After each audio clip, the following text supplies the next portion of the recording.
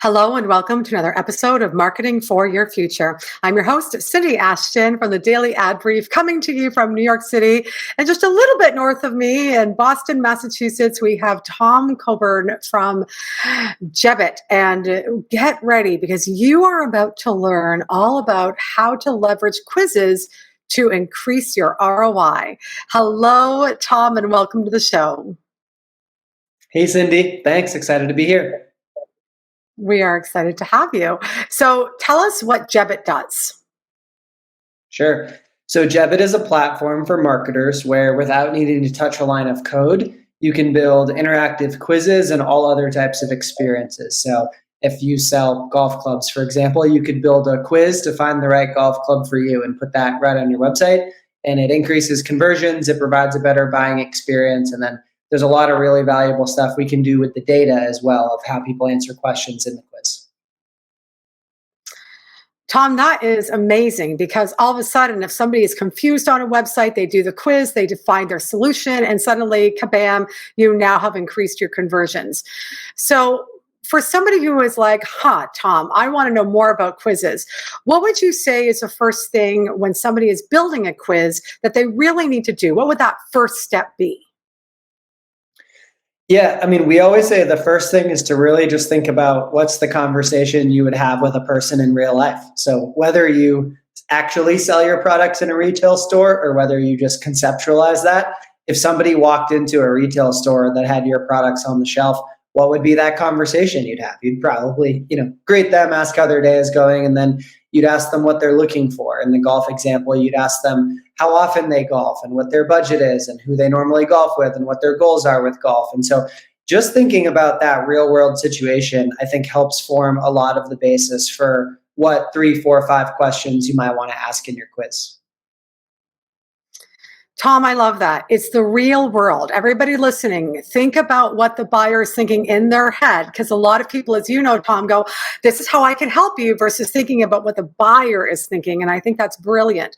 So when it comes to, let's say, something that's not a product, something that's a little less tangible, more of a service, like what would somebody who is selling a service do? How would they set up their quiz?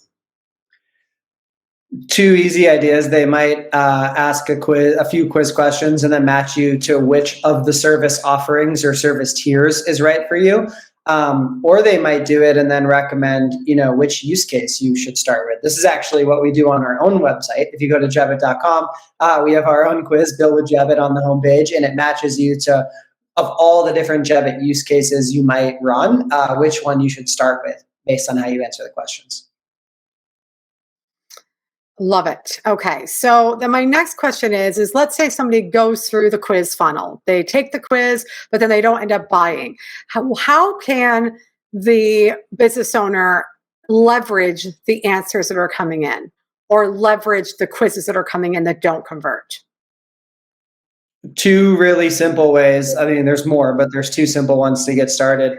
Often our quizzes ask for an email at the end. And so you might have somebody put in an email address, but not buy.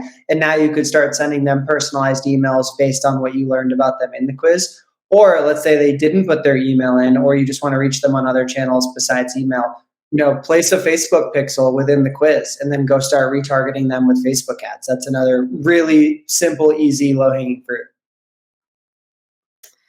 Tom, I love that. That is very simple. I mean, once you've got those leads, you just keep working them, and nurturing those relationships. And eventually your conversions will, so you're getting higher conversions on the front end by doing this quiz funnel, but you're also getting them on the back end by nurturing these relationships.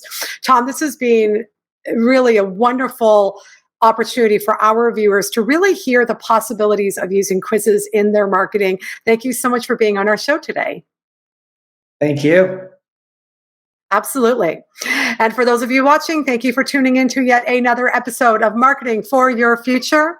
If you'd like to connect with Tom, please go to dailyadbrief.com, and we will see you on another episode very soon.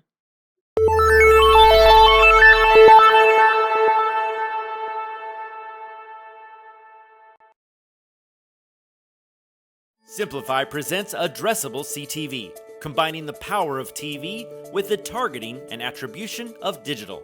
Simplify's addressable CTV delivers massive reach with the ability to scale without sacrificing precision. TV buyers can generate incremental reach with household-level targeting, frequency controls, reporting, and insights. To learn more about Simplify's addressable CTV and what it can do for your clients, visit simply.fi.